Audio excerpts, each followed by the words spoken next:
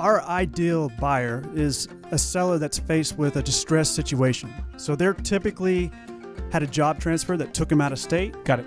They are typically somebody that had inundated with medical bills. They're getting behind on their mortgages. Or maybe it's a property that they inherited and they have no idea what to do with it. And they just want to unload it. Some shows don't need a celebrity narrator to introduce the show. But this show does. 2 men, 8 kids, co-created by 2 different women, 13 multi-million-dollar businesses. Ladies and gentlemen, welcome to the Thrive Time Show. 3, 2, 1, here we go! Started from the bottom, now we here. Started from the bottom, and we'll show you how to get here. Started from the bottom, now we here. Started from the bottom, now we here. Started from the bottom, now we here. Yes, and yes. Thrive Nation, on today's show, we are having a great time here. We're interviewing a thriver out there by the name of Bucky. Now, Bucky is, I've only met one Bucky who DJ'd for me back in the day, my company DJconnection.com. He was a magician on the side as well as a disc jockey and a great valued member of the team. And then I'm meeting this other Bucky Cordray. You sure it's not the same guy? Now, Bucky, I believe how did you first come in contact with the conferences? Where did that interaction start? So, Clay, that first started when I got my last haircut at Elephant in the Room. Oh, They really? said, hey, have you heard of Thrive Time? I'm like, no. So I jumped into the podcast, found out there was a local event here in Tulsa, and I showed up at the conference. And well, you know what's what's How long ago was that, Bucky? That was back in June. when I Okay, attended this my first- year. of This this year. year, yes. Okay. So what's interesting is at the Elephant in the Room, we are a high-end men's grooming lounge. So it's kind of like a country club meets hair, and it's appointment-based, and so we try to get you in right on time, and it's a membership model. And we find that our members, Z, by and large, are doctors, dentists, lawyers, entrepreneurs. Not always, not exclusively, but we find a high percentage of our customers are self-employed or really are like they have 2 jobs, but we find there's a lot of hustlers that go there, a lot of hardworking guys who are expecting more. I would say we're kind of like the Lexus of hair is kind of how I look at it. Sure. Yeah, I get that. And so everybody who we've had who's an Elephant in the Room customer, seriously, everyone who's an Elephant in the Room customer who's attended the conference is always like a perfect match, a perfect target for what we do. You know, coaching businesses, conferences, that kind of thing. Very entrepreneurial people, very capitalistic worldview. And so Bucky, I meet this guy at the workshop, and there's a lot of people. Gosh, there's a lot of people I met, Z, back in the day when I used to travel and speak. Yes. Who say I do real estate. And not always, but see, I'm going to say probably 80% of the time when someone says they do real estate, it's some sort of scamockery. You think, really? They're just not about like 80%. They're not like a realtor, or they're not a... About 80%. This is what I see. Okay. They'll say, well, I do no money down. What I do is I'll help you no money down make money through real estate. And you're like, oh, so you're a real estate coach. Oh, okay. How many houses have you bought? Have you sold? It's usually somewhere between 0 and none. Or they have a license, but they don't sell anything. No. It's rare that a man actually does what Bucky does. So when we first started talking to Bucky, I was impressed with the video testimonials of real people that he's really helped in the Tulsa area. Okay. So I would like for you to explain who your ideal and likely buyers are, because I've explained who my ideal and likely buyers are. We work with diligent doers, Z, people that know what they want out of life, people who are diligent, people who are consistent, people who know what they want, who are willing to and mature enough to make the trade-offs needed. Right. Please explain what person is your ideal and likely buyer over there at your business for our listeners. All right, thanks, Clay. Yes, our ideal buyer is a seller that's faced with a distressed situation. So they're typically had a job transfer that took them out of state. Got it. They are typically somebody that had inundated with medical bills. They're getting behind on their mortgages. Or maybe it's a property that they inherited and they have no idea what to do with it, and they just want to unload it.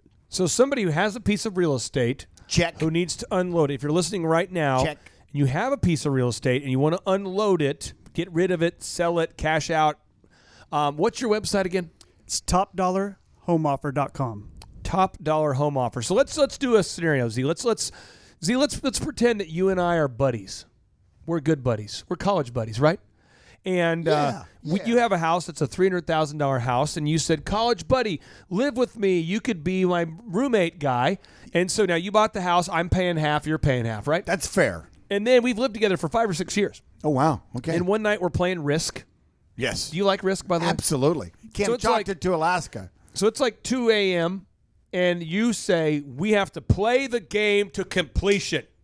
We play the game to complete the game. I'm dozing off, because I go to bed. Because you're just hunkered down in Australia. You're just swelling like a toad. And you know me, I go to bed at like 9 a.m. and I wake up 9 p.m. Or 9 p.m. and I wake up at 3 a.m. I go to bed at 9 p.m. and wake up at 3. What time do you like to go to bed? I'm the exact opposite of you. I like to go to bed at 3 a.m. and get up at 9. No, but seriously, we almost have we both almost have the exact opposite schedules. Yeah, I'm kind of 11 to 12 at night, kind of go to bed and then get up between 7 and 8. What happens to me around 10 p.m.? You've seen it. You look like the average person who's like about 4 o'clock in the morning. It's like, so imagine this scenario. We're buddies. We're buddies. And I'm going, I got to go to bed, dude. It's like 9 o'clock, dude. Seriously, I got to go to bed. It's 9:03. It's past my bedtime. And you're like, are you kidding me? We just started Risk. We got to play. So now it's midnight. Now it's 2 a.m. And I'm like, dude, I have to get up in an hour. And there's other things that have been festering. You know? Yeah. And Always. so now you're like, I lived with you 5 years. Listen here. If you're not going to play the end of this game of Risk, then you're risking a lot, buddy. You're out. You should move out. And now, we've each had 18 beers. You kicked me out. So now you're like, frick, I'm distressed. I'm distressed. I don't have a renter to pay the rent. I'm in trouble. Or the situation of a buddy to play Risk, to finish this Risk game. I play one-on-one Risk. so I'll play by myself. So anyway, so what happens is or people get divorced. What are the most common situations where people are actually in a distressed real estate situation? Unfortunately, it's divorce. And then inherited properties. Guy. Those are the two biggest areas that people are faced with. So somebody inherits a property. What does that look like? What does that look like? So it's usually multiple family members fighting over what each of them think the property's worth. I hate that, by the way. No idea. Has this happened a lot? It has. And it's sad. I hate that. I mean, it's sad when you see families getting ripped apart over thousands of dollars. I mean, maybe not. I plan on leaving my kids a quarter and then figuring out how five of them want to split it. That's my plan. Well, it'd be a nickel apiece. I know. Yeah. That's what I want, though. I want to make a will. They open it up, and it's tons of books and a quarter. Because I see people fight over money. I have personally. Well, here's how you keep them from fighting over it, though, Clay, is you designate it via will. And the parent or the person who died. Educate. And didn't tell the kids. They should have said, listen, we're going to sell the property for this, and it's going to be divided this way. And that's what's going to happen. They've already gotten a real estate agent, and they've already set the value. They've already set the price to some degree. And they've already said, or here's the guy you're going to use. They're going to set the value and sell it and divide it. You're older than me, and you have been around wealthy people longer than I have. So I will defer to you on this.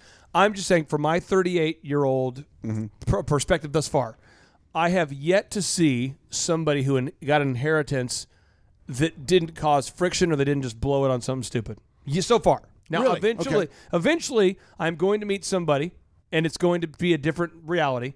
But I see a lot of fighting going on, and so with a will could stop the fighting. But I think I guess I haven't met a lot of people where somebody thoughtfully made a will. Yeah, and it's really more complicated than that. You have a will and then a trust, and so you don't want to, if you have gotten some wealth, and Clay, you're going to have a lot of wealth to deal with one of these days with your children. So you want to set up a trust, and they get maybe so much of it when they turn this age. My wife has done this. She does this. Yeah, exactly. And so much when they turn this age, so much when they turn this age, so much if they do this, you find something that's important in your lives, and if they do that, if they get this. You and my wife are both ruining my dreams of leaving my kids a quarter. You could still vicariously through your trust raise your children properly when you're dead. I want to leave them a quarter. Or sell a house or whatever you need to do. So we kind of got off track a little bit. But no, we're on track. This is the track we're on. This is the track. This is the track. Okay. So Bucky, so now I'm distressed. I'm in some scenario. I just lost a game of Risk because I quit early. My roommate kicks me out. And I win again. Something happened, and is it emotional? It's very emotional. I mean, that's the when we deal with sellers, they are in a very emotional state. And what's your website again?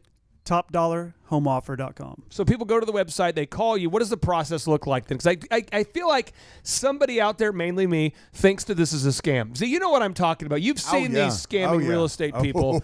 So talk to me about it. What happens next? So here's the process. When they call us or book an appointment with us, we'll go out on site and take a walk through your property. The difference is we will actually tell you what your property could be worth with our ARV program, meaning after repair value. Let's say that the home is a $300,000 house. Z is distressed now. He's a young man. He's a 25-year-old man. His roommate of 5 years is kicked out, 10 years, whatever. And so now he's distressed. What kind of money can he get from you quickly? How fast? So first off, we'd like to peel back the layers and see what his situation is. We have 3 options when we meet with you. Oh, so, nice. What are they? So, I mean, it could be that let's see how bad the house was. If it's 2 college buddies, you guys still have parties, the place could be Now, Zeke keeps his room nice, but I'm just making this scenario real. He keeps his area nice, but his roommate is eccentric, and Z doesn't visit his roommate downstairs in the basement because his roommate is eccentric. And he's like, I'm just tired of your jackassery. I won't visit you. I won't visit you. It is a 3-story house. It's 3 stories. You can picture it's kind of a Yale, Z, 81st and Yale. Yeah, kind of in somewhere that hilly area, you know. And the Z lives up on the 2nd floor. And then the floor you walk in, the 1st floor, no one really, it's just kind of a living room. Yeah. And then in the walkout basement, which where his friend has ripped out the ceiling tiles and he's painted everything black. He's put barn wood up, and he's used a screw gun, hypothetically, to put up cords, patch cables everywhere, and motivational posters. Thus probably It sounds a lot like you. it's me. Yeah. So he's probably devalued it in some capacity. How much money could he get maybe from you, and how fast? So the problem with his situation is it's going to take a lot of repairs for us to bring it up to market value. Oh. So we want to walk him through the cost of those repairs. So he has multiple options. He could say, hey, if I want to take $20,000 and fix this back up to retail value, then I could get this much money out of it. Right. Option two would be able to give him an option to either stay in the home, or we have other creative solutions where we can take the property back from him, get more asking price than he would for a low ball cash offer. And what does it mean to take it back? So we can do creative financing, meaning that we can actually take the property over and re-rent it back to him if he wants to stay in the property. Okay. So there's like 8 different paths we can take if the person wants to stay in the house, so or somebody they don't want to sell it outright. So somebody for cash. doesn't have any money right now. They've lived in the house for a long time. You're saying, hey, you could stay in your house. We'll start making the payments for you, maybe. But then we essentially own the house. Correct. And then maybe 5 years from now we can sell it, or a year from now, or he could buy it back from us, just depending on the situation, whether he wants to stay there, whether he wants to move on. We want to help them in whatever situation they're in. How fast can I get cash if I'm in a bad spot with your industry? Ooh, I like that. Yeah. So oftentimes people are just done with the property. They're done with that. They want to cut that emotional tie to that property, right? Mm-hmm. So we can offer a cash offer for them, and we can close, between 7 and 14 days, or whatever time frame they need to be on. I'm not qualified to talk about divorce, but I can talk about split partnerships. I can go there. Split partnerships. When you're just like, I cannot stand, you know what I mean? When you bust a guy being an idiot, being a jerk, screwing with you, whatever, and you're just done. Oh, yeah. And you're done. When you're done, I think when you're done, you're done, you're done. And a lot of times, the only thing linking you together is that house. And so at that point, I feel like people are vulnerable, where they could be taken advantage of maybe. See, one of the parties is like, I want to sell this thing super low just to piss you off. You like it, I'm going to trash it. Yeah, that's a possibility. But I think a lot of those quick cash offers are going to be a lot of those inherited homes that, it's in another, you live in Wisconsin and, you're up there ice fishing and eating cheese and, having a hot dish. This is a great story right here. It's a great story. You're out there with your buddy Sven, and you get the phone call that Granny died. She left you this little house in Poto, Oklahoma, and you haven't been there in 20 years. Just sell it. Just take the lowest offer. Just sell it. Just get it. Move it. So how do you make money, Bucky? How do you make money? So we make money 3 different ways. Either we're buying the property outright, we're fixing it up and selling it, or a lot of times we'll lock down the property and cash flow it with a creative financing offer that we offer them. What's your best marketing tool in getting these leads? It's all changed now with Thrive. They've really changed our perspective. We've never went after the Google searches. I mean, the whole business industry's changed so much in the last 5 years. I mean, This is true. And that's what blew me away with the conference is I was really missing the boat. We were doing the old traditional mailers and all kinds of stuff and just beating our heads against the wall, and yet we weren't beating ourselves up on Google. Right? Something changed really dark and dramatically about 10 years ago, and this is what I've discovered. I talked to a guy today, Z, a sad story. A sad guy. He's in his 40s, and he said, "You like to call a lot." And I'm going, what? He says, "You like to call." And this is a guy who I've worked with for a long time out in Florida, and he's a nice guy. And it was a good conversation. It was just it was weird because he goes, "You're like the only person," seriously, he goes, "You're the only person I know that calls." And what? And he goes, "Seriously, you actually call." I have consultants. See, when you have a medical practice, I mean, you have different vendors you work with. Oh, sure. And he's like, everybody communicates via email and text. There's no relationship. You're like the only vendor that I've paid for years that I actually talk to. And he goes, "That's why I've stuck with you for so long. I like you."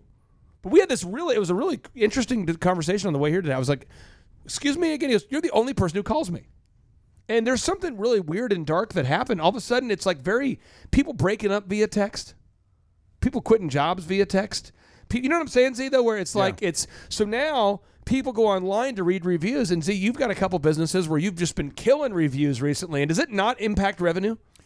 I mean, it does, but it's almost like, weird. I had my optometry clinic for 25 years before that became a thing, and it's kind of like, we'd had a gajillion of them if it was a thing from back then. Can I tell you a sad story that happened to me this Monday? What's that? Yesterday. I lost 1,700 reviews for Elephant in the Room downtown. How'd you do that? A competitor reported me for fraud, and it's being investigated right now. But it's like, I pay my employees to go get reviews from our real customers just to ask them, how was your haircut today? Would you leave a review? Sure. And that kind of crap has happened to multiple of my clients. And I love that Google vets the reviews, and I'm happy they do it. And otherwise, we wouldn't use Google. Otherwise, people would just be buying reviews on Fiverr, and it would dilute the value of them. Sure. But isn't it crazy? I mean, we've cut. I was doing the math the other day. We have 4,000 members ish. We've cut haircuts for first-time customers for over 80,000 men in Tulsa. That's crazy. That's awesome. That's awesome. Crazy. But I mean, Google reviews weren't a thing 9 years ago when we opened our doors. I know. I think it's a really the whole thing. I mean, for your business, man, people read reviews. Absolutely. See, I'm going to pull up this video. I'm going to do a YouTube search for what phrase should people search for to find a business like yours? We buy houses now, or buy. Yeah, We Buy Houses Now would be a good start. So I'm going to do on YouTube and search for We Buy Houses Now. And see, I want you to see this real quick. I'm not going to mention the name of the company here, but you're going to see this right here. Can I play one of your videos, Sure. Bucky? Is that cool? Yeah, absolutely. I'm going to play his video first. Now, there he is. But I'm going to cue it up. Let's cue it up real quick here. This is a good video. This is one of his real clients. Hi, I'm Natalie Tack, and I've known Bucky. Let me try that again. Hi, I'm Natalie Tack, and I've known Bucky for a long time, and I've always admired a cute the way baby. he works and his work ethic and his integrity. That's a real video though. That's a real client. It's a real baby. Looks like a real baby. Yeah, it's a real baby. So, but anyway, this is a real client of yours talking about a real experience, and that's great. But see, look at this guy. I want you to show you this one. This is the one I want you to show. Let me find him. Oh, come on. Bucky is dominating. Look at him. He's dominating these search engine results right now. I want to find the guy. Oh, I don't know if I can find him. Let me see. It's We Buy Houses. Maybe I put Tulsa. I put Tulsa in there. That's how I do it. We Buy Houses Tulsa. Let me find him. Oh, come on. Bucky's killing it. Look at him. He's killing the game here. I'm not. Look at that guy. This is the guy. I've met this man. This man. I'm not. See, would you? I'm just saying, if you were gonna, I've met this man. I'm just saying, if you were going to have somebody come to your house, yes, and buy that house, and I've met this guy, would you buy from a sketchy looking fella? No. Well, I wouldn't sell to a sketchy. Or sell to a sketchy looking fella? No. Would you? I'd sell to Bucky. Bucky's sharp dressed. He's a sharp dressed man. But I'm serious though. Would that impact your decision? That guy? Well, sure. I've met that guy though. I met that guy because one of my Because clients. you sold him a house? No, one of my clients got scammed by that guy because he said he'll do like a flip thing. So what you do is you give him $20,000 for like let's say to buy a $200,000 house, you put the 10 grand up, and then he'll use his credit, his bona fide credit. He will go buy the house for you, and then he'll bring you back a guaranteed double your money within 6 months. Uh-oh. Well, you know what he does, man. He takes that 20 G's. What does he do? What does a G do with the 20 G's? See, what do you think? He parties like a G. That's right. And dude's balling. He shows up driving the nicest car, like a Maserati or whatever. And dude, I'm going, this is a really, really successful guy in Tulsa. And I'm like, you didn't give the money to the Maserati guy. And he goes, no, I did. And I'm like, dude, that it's gone you're bye-bye. not getting that back. But you just paid another Maserati payment. And when you're dealing with a guy who's got nothing to lose, what happens, Z? It can get ugly. Whew. I mean, so again, your industry has a lot of scamockery around it. So I want to give Z the opportunity that I'm going to interrogate you as well. Z, what are questions that you would have as we're mining into? Because I think this whole industry of buying houses that are distressed and selling them, it is a real thing. But there's so many scammy flippers out there, home flipper scammer people, that it seems bogus to a lot of people. So I would like to ask some tough, hard questions. I'll go first here. How did you get started in this industry? How? So, Clay, I got it started back in 93, 94 when my dad was buying rental properties, fixing them up. So I've learned that. I had a carpenter degree, and then I bought my first property myself in college, cash flowed it with two of my friends that rented from me, and then I started using sweat equity to leverage that against the next house I bought, and it just became an addiction. And when you say, I just to make sure we're getting this cash flow, can you please explain? Someone out there doesn't know what cash flow means. Yeah, so I went out and I was a college student. I purchased a house. I mean, it was a $20,000 house. Right? $20,000 house. Yeah, it Nice. worked for a college kid. Absolutely. 20 years ago. So what I did with that house, I had a mortgage payment, right, and a taxes and insurance payment. Got it. So I came up with my total monthly spend, which was, $288 or something like that, some minimal because on that side of the property. I had two roommates that lived with me, paying me $250 to $300 a month, cheaper than any rent in town, and put a hot tub and stuff out there, so they really enjoyed the home. Oh, you hot tub. Real quick, for listeners out there, if you were to buy right now in Tulsa currently a $20,000 shack, shanty, something, your payment would be $95 a month if you could get the financing for it. And on a 30-year mortgage, given the current interest rates. You would not do a 30-year mortgage on $20,000. On a shack. Stop it. But I'm just saying, if you did, I'm just giving you the listeners. Okay, but these are real numbers. So $288, so you charge them a couple $100 each. Right. Yep. So I, $550 minus $288, that was my cash flow. All right, and not counting the rent I would normally have paid to live somewhere, right? Yeah. So now I'm a college student, cash flowing a little bit, living rent free, and earning equity in this property because I hired them or sweat equity from them too to help me fix it up. Which raised the value of the property. Yeah. From there, I could take that equity in the property and go buy my next property. Now, Bucky, the Thrive Nation is dying to know this. How many person hot tub was it? Because with you three guys, I'm guessing. If I were guessing, and I'm a guesser. You're a guesser. He's one who guesses. I'm going to guess it was a 6-person hot tub. Because you three guys each get an extra slot, if you know what I mean. That's right. It was actually a 5-person hot tub. Oh, there you go. Depending on the day, we would put monkey in the middle. Right, Yeah, right. yeah. We'd put dish soap in it and fill up the whole deck full of bubbles. So, the hot tub overflowed. You were the foam party before that came cool. Exactly. Oh, my gosh. Bucky. All right. Now, another hard-hitting question. Hard-hitting question. This just in from our home office. Shun. So, you've been building up your war chest, and now you have multiple properties that you probably hung on to. How do you denote whether if someone says, hey, my grandmother left me this home, I just want cash for it, Bucky, just come and cut me a check for it, buy this home, all right? It's down in wherever, doing whatever.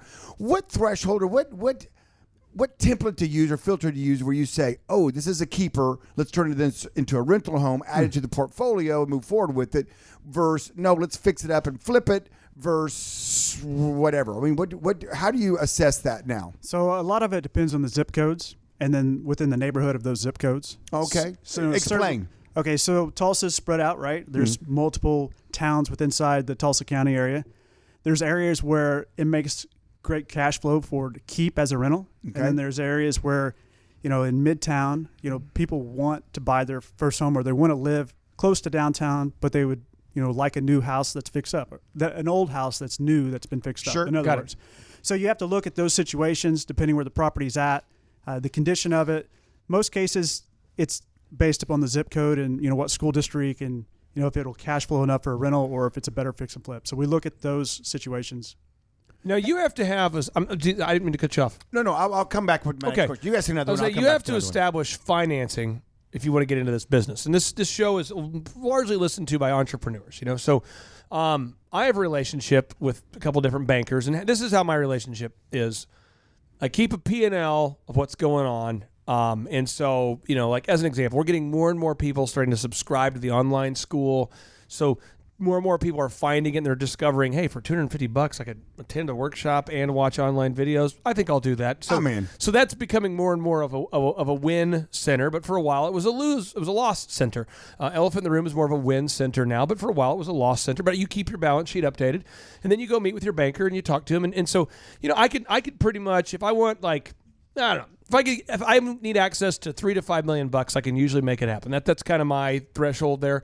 I'm not going to ask you how much money you need to have access to, but for somebody out there, if you were teaching somebody who wanted to get involved, would you recommend that they start small, or how do they get access? If someone's never bought a rental property before, or bought a property, a cash flow property, or a fixer-upper or a flipper, how would you recommend the best way is for our listeners to establish some credit and to kind of get themselves in a place where they can buy something?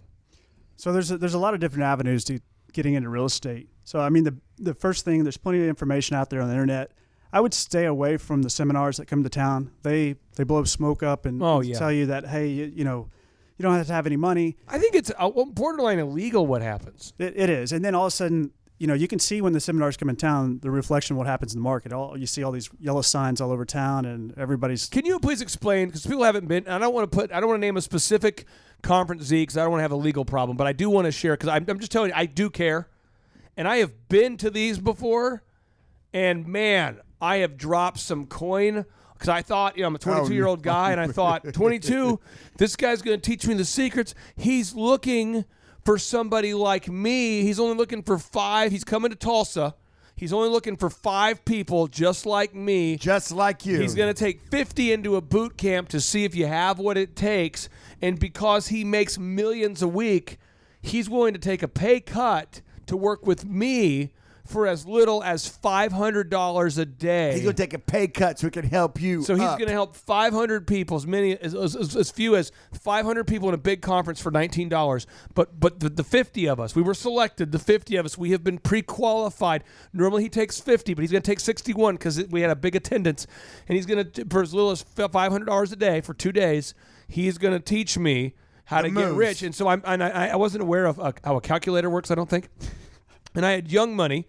Young Money's where you're making money and you're not really sure how, and you're a DJ and your people are happy and they're clapping and for you, and so you're like, you're surprised your checks don't bounce when you write one. Yes, I got Young Money, and so I'm not doing the math. This guy's making $30,500 a day. There's 61 of us. I remember having that thought day too. I'm like, there's 61 of us here.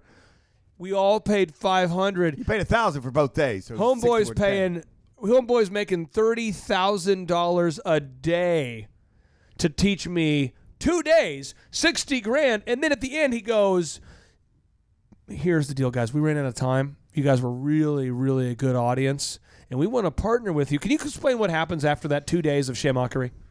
So basically, after those 2 days, no, it's what happens. I mean, it's terrible. It's terrible. And they hit you with 3 options or 4 options to buy into their VIP programs. And this is what's crazy is I was at a conference. And I don't want to get myself in trouble, but I want to be very real. I was at a conference in Vegas, and I was. See, have you ever done a paid speaking event? Have you ever done that? I know you've never. I've spoke before, but But I mean, you've always kind of turned down things. It's not really. You've never been drawn to it. I've spoken a lot. I've just never been reimbursed for it. So I've not. When you said, "Have I done a paid?" Yeah, that's what I'm asking. I'm just saying because no. Okay, because then I feel like I've got to do something that maybe I don't want to. But I haven't, and I speak every now and then, just very very seldom. But I'm saying you never decided to seek after that. If you wanted to, you could have done that. No. Yeah, I never did. But so anyway, so I'm in Vegas, and this guy. And by the way, it's in my bathroom, and I have an arrow that points at it, and it says, "Never end up like this guy," because it'd be so easy to be like this guy. So easy. So he says, "Clay, you're the can opener." I said, "Can opener?" He says, you're going to be my can opener and my anchor day one, okay? So you're going to speak. You're going to come in. You're Entrepreneur of the Year. You'll have a lot of credibility, okay? Then the next speaker, a lot of credibility. Then I'm going to come in. And what I need you to do, I need you to bona fide and share about how my program has helped people. And I've got 6 people in this audience who I've paid, and they are props. And I've paid them when I ask people to come and sign up for the program. They're paid to come up and testify about the results, but they are coaches in my program. So they don't pay fees this month as long as they testify. And I'm like, have they had success? Oh, no. Now, here's what's cool is there's 2 celebrities that are going to make an appearance, one of which has been on a major sitcom, and he's going to interrupt you. So you're going to be talking, and then you're going to hear a knock at the door. And when that knock happens, an NFL quarterback will come in, and I need you to act surprised. But I don't want to throw you off because I know you're focused. So you talk about time management, and he's just going to come in and sit down, and I'm going to come up and say, hey, I'm so sorry. I told you the wrong time. I'll catch with you in a minute. I'm going to come up on stage, and I'll do a little applause. Oh, yeah. And then your second talk, the sitcom guy will come up, and this is going to happen with 4 or 5, because they all live in Vegas. And I'm like, how does that work? He's like, oh, you pay him $10,000. I'm like, so you pay him $10,000 to show? Oh yeah, they show up for 30 minutes. Now we have a dinner at my house the next day, and we'll have like 6 or 7 A-list celebrities at my house, all getting paid $5,000 to eat for 15 minutes, and then they're going to sign stuff for people. And these suckers, these poor people, oh, they love this. They love it. And I'm going to clear. Clayton, here's the deal. I'm going to give you a percentage. Okay, so you're going to clear 5% of what I bring in today. Now I can probably clear $500,000 today. So, and I'm like, how do you sleep? Seriously, I said, how do you sleep? He says, oh, I sleep very well. I sleep very well because I get a new mattress every No, and month. I'm serious. And he has photos of him with celebrities, and he's thought of everything. And he leases his house out there in Vegas. He's dirty. And I'm going, dude, like you're going to hell on the first trip here. I felt horrible. I called Vanessa. Boop, boop, boop, boop. I called Vanessa. Babe, I can't speak. I can't be a can opener. I said, I can't do it. And she And I goes, can't even be an anchor. babe, you took money though, right? And I said, I can't. So I told the dude, I said, hey, I'm going to speak about time management. I'm not in any way going to endorse you. And he's like, well, you're going to refund me. And I'm like, that's cool. But I saw that world. I saw that world. And that world exists, does it not, Bucky? It does, and it's all over real estate. I mean, Oh, it's every dirty. quarter there's new people coming into town offering these seminars. And see, I mean, you and I on this show, we always have bona fide guests. We don't allow morons. We've had Wolfgang Puck and John Maxwell and big people. Can you explain why Get Rich Quick never ceases to work? It's always something you can sell to people that are well-intentioned, good-natured people. Why is there always a sucker out there? Because we hate that kind of thing. Everybody deep down inside, deep down inside, everybody. Can I get some deep down inside music? I do. Let me cue it up here. Okay. Let me cue it up. Well, deep. Like, that's deep. That's what I was going to hit. I'm not sure if my No, that's a good one. my buttons are working yet. Right now, we got to get the mic levels fixed, buttons. There's a lot of fixes we have to do here. Everybody deep down inside looks at people that are super wealthy and says, why not me? Why not me today? Why not me today, right now? And until I know any better, the best quick get-rich scheme I know is to buy a lottery ticket. So I'm going to go buy one. And that's what that is. It's that ability to not turn off of their head the chance that it could be them and it could be this opportunity. I mean, they hear the ad. They hear us say about all these scam conventions. And then, yet they'll be driving 3 months from now, and they'll hear on the radio. It feels good to go. They'll hear on the radio, and it'll be like, Coming to your town, only so many limited spots. From the reality TV show Call that you know, the first, celebrity yes. couple who's flipped houses. Flipped houses will be making an appearance at one time during the conference. How about the YouTube commercials that are like, do you live in Tulsa? We're looking for an investor like you in Tulsa. we're looking for a go-getter like you. The thing about it is, and then they sit there and they go, well, maybe this is that one lottery ticket that's going to win. Maybe this is that one You can't thing win that's unless you going to play. win. Right. And it seems true. And whoever won the lottery last month up in Pennsylvania, if they'd bought that ticket, they wouldn't have won. So let's talk about this. I want to end the show here, kind of a harsh ending, but a quick ending. Bucky, you've been to our conference. Absolutely, Clay. Contrast that to other conferences. Were there upsells? Was it? Did you like it? Did you not like it? What was it like? So the biggest thing I took away from your conference, it was a 2-day conference. It started on time. The value, the golden nuggets, I could take away that I learned immediately and implement in my business, right? And then the best part about it, like you mentioned, there was no upsells.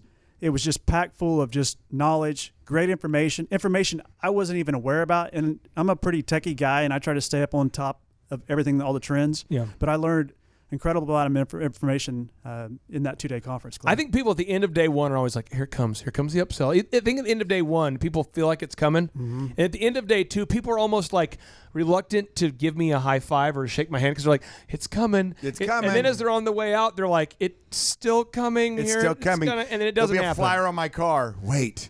Since you've been currently, your car's been marked. Objectively, if you look at the Thrive Time Show conference, we now have the most reviews of any business workshop in the world. How many do we have now? What do we have to? We had 629 as of this morning, it's what's interesting is on iTunes we have over 1,000.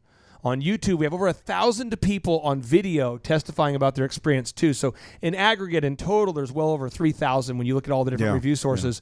But what I just want to share is it doesn't make 631 now. 631. Okay. It doesn't make good economic sense for me, and my wife sometimes questions my sanity. But we're building a tribe of people that get it. Yes. And it's a longer road. We turn down a lot more people. But if you want to attend a conference and you don't want to get rich quick, you want to get rich sustainably. You don't want to scam people. You want to offer real value to the marketplace. You want to solve real problems for real people. I'd encourage you to get out to our workshop. And if you are in a situation where you got to sell your house and it kind of sucks because you fought with your buddy who you've been friends with about risk and now you had to sell your house, or you're going through a divorce, or maybe you have a medical condition, that sucks. Or you inherited a house, or you know what, you've got maybe a rental house that you're just tired of messing with being a landlord, and you say, you know what, I'm just turning this to cash and move on. Then check out our good friend. Just go to his website one time, check it out, just go there. What's the website again? It's topdollarhomeoffer.com, Clay. Topdollarhomeoffer.com, and just meet him. I like that. Top dollar home offer. So you're getting the biggest ROI on marketing right now through what avenue? Biggest ROI, and it's basically from our creating the content and using Google reviews. That's bringing us up. So Google reviews and using your own. Oh, that's cool. Cool. Reviews, YouTube. I saw YouTube. You guys are dominating that, so that's good. And that's been in the help of Clay. That wasn't an avenue that we were using before. So what you learned at the conference and what you've learned becoming a thriver has propelled you. You've gone from X to Y, and that jump is significant for you? It has been. It's completely changed our focus on the way we're marketing and spending dollars. Anyway, that's the hardest thing as a business owner is where do I put my advertising dollars? Absolutely. A lot of times people tell me that I make them money by helping them stop buying things that don't work. And that's good too. We had a lady who came to a conference who was spending $8,000 a month on LinkedIn ads. I put Lucky Orange on her site, which monitors where traffic comes from. It just tells you specifically this is where they came from. And we found there was like 4 clicks. And I'm like, you're paying $8,000 a month for 4 clicks a month? 4 clicks. And that's like $2,000 a click. Yeah, so we canceled that deal. It took about 3 months to get out of the agreement. But then she's just killing it now with Google AdWords and Facebook and retargeting, and she's a recruiter. And just telling you, these are all examples. If you're out there today and you feel stuck, go to thrivetimeshow.com and book your attendance to our next in-person workshop. Z, I appreciate you more than you know. I got to go chase my wife around, and you have big things to do. I thank you. I do. I have a brother who has a birthday today. Really? Yeah. So I've got to go spank him and wish him a happy birthday. Well, it's what you do for Hey, real quick, I have an audio clip of this from last year. Yes. And are you prepared for? Can I play it? I don't think I can stop you. I haven't learned yet how to stop you. So this was the audio of the birthday party last year, and it got a little dark. Got a little weird. When you put on the robe, and you came out with the robes and the hoods on, and the candles and the incense, I'm going, this is a little weird. It was a moment. It was a serious moment. Thank you, sir. May I have another? Thank you, sir. And I'm like, can I? Thank you, sir. May I have another? How many of these we have to watch? And how old did he turn? What was it? He turned 45 today. It's 44. It was bad. Yeah, that could be a lot. I felt bad, and I felt the need. You told me, you said, please don't share this with other people. And, of course, you did. And no, I'm just asking the listeners. We have about 500,000 listeners, that's how many. So that's, So I just want everyone to promise, only share it with 2 people. Sure. Can we promise that? Just keep it tight. Keep it tight. And now, without any further ado, we like to end with a boom. Here we go. 3, 2, 1, boom!